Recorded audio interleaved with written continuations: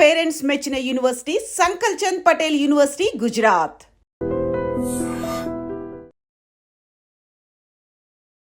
నమస్తే వెంకటేశ్వర గారు. నమస్తే తల్లి. ఓం నమో వెంకటేశాయ. వెంకటాద్రి సమం స్థానం బ్రహ్మాండే నాస్తికించిన వెంకటేశ సమోదేవో నా భూతో నా భవిష్యతి.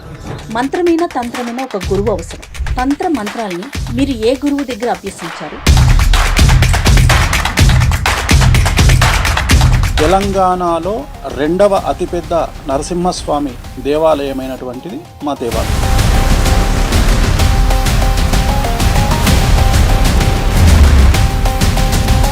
వామాచారం కావచ్చు, లేకపోతే కామాఖ్య అమ్మవారు కావచ్చు, ఇవన్నీ ప్రచారంలోకి రావటానికి కొంత వేణుస్వామి కూడా ఒక కారణం. వారి వెనకాల కష్టం చూసి వేణుస్వామి ఏం చేశారు? వాళ్ళకు ఉండే కష్టాలను చూసి మిరాయి సినిమా ప్రారంభం చేసినప్పటి నుండి రిలీజ్ అయ్యే వరకు మంచి మనోది కాంట్రవర్సీలో ఉన్నది.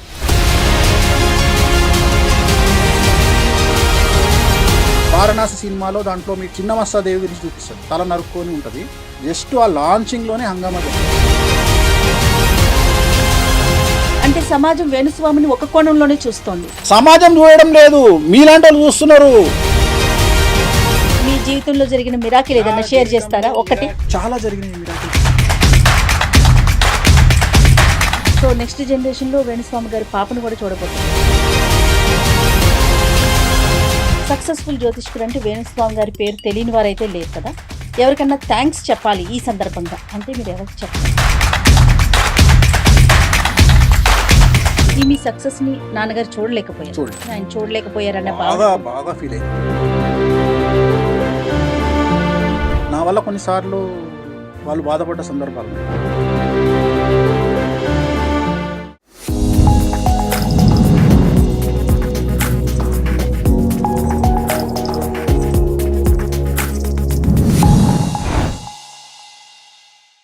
Welcome to I dream media.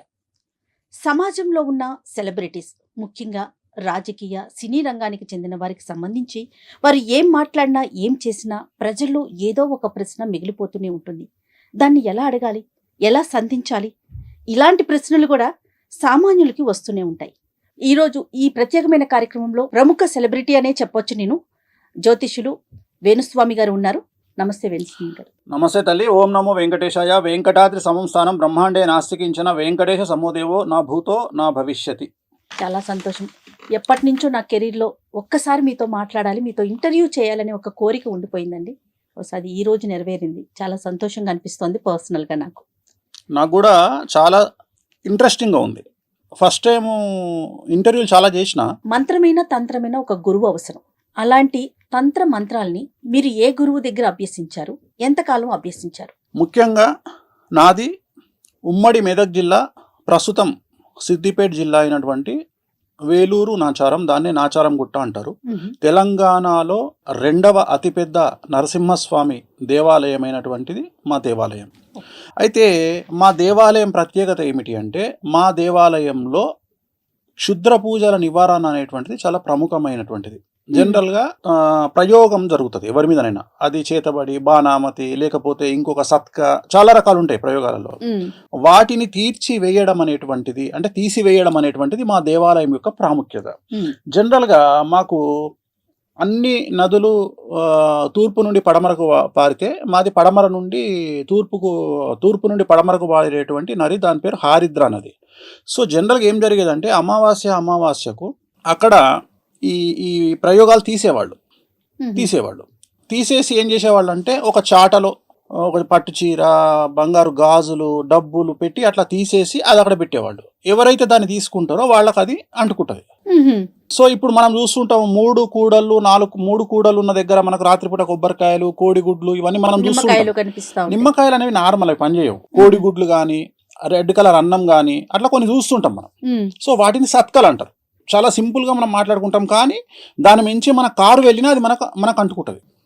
So వీటి నివారణ అనేది మా దేవాలయం దగ్గర జరిగేది.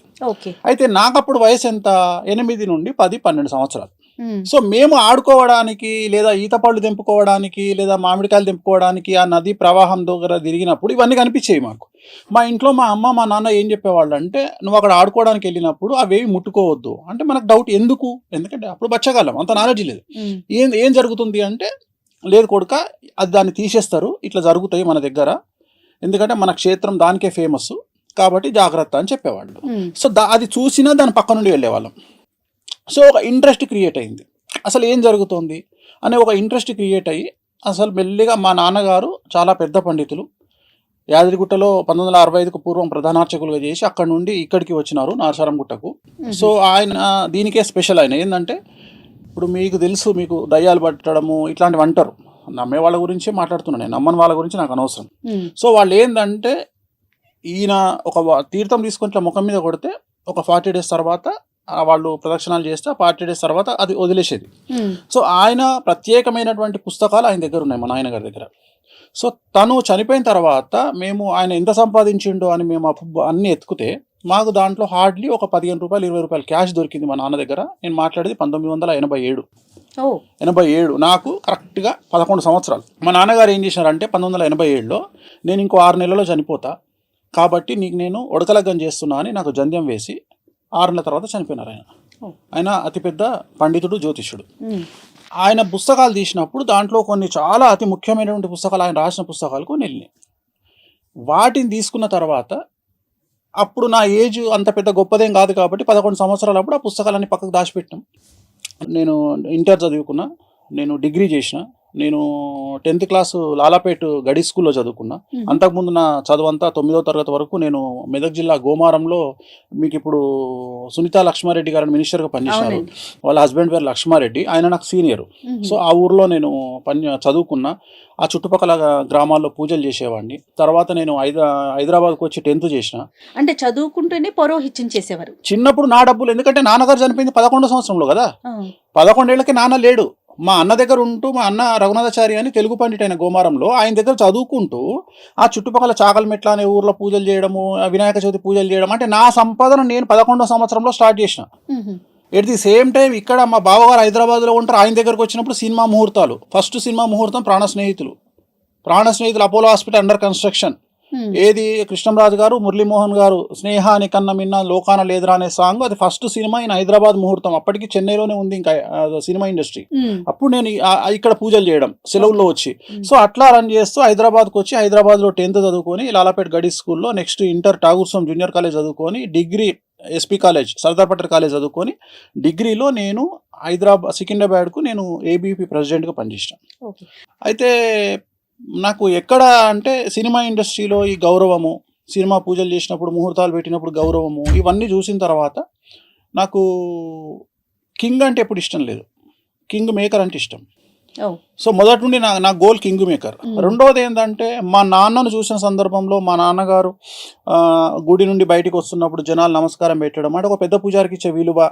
సో అది నన్ను ఎటువైపు తీసుకెళ్ళింది అంటే, జనాలతోని నమస్కారం పెట్టించుకోవాలి, జనాలతోని గౌరవం సంపాదించుకోవాలి అనేటువంటిది చిన్నప్పుడే నా మైండ్లో పడిపోయింది. నలుగురు మిమ్మల్ని గుర్తించాలి అనేది నా మైండ్లో పడిపోయిన తర్వాత నేను ఏం చేసిన అంటే, ఇంకా ఇంచుమించు 2004 వరకు నేను సినిమా ఇండస్ట్రీలో ముహూర్తాల్లోనే ఉన్నా.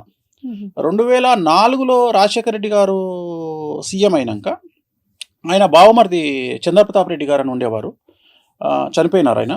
సో ఆయన నాకు చాలా క్లోజ్ అయినప్పుడు అక్కడ నుండి నేను జ్యోతిషంలోకి ఎంటర్ అయ్యి, అప్పుడు నేను అన్ని ప్రామాణికం జ్యోతిషం తీసుకొని, అప్పటికే జ్యోతిషం వచ్చు నాకు, కానీ ఇంకా నా ప్రొఫెషన్ను మార్చుకొని నేను జ్యోతిషంలో ఫిక్స్ అవ్వాలి అని నేను ఎంటర్ అయినా.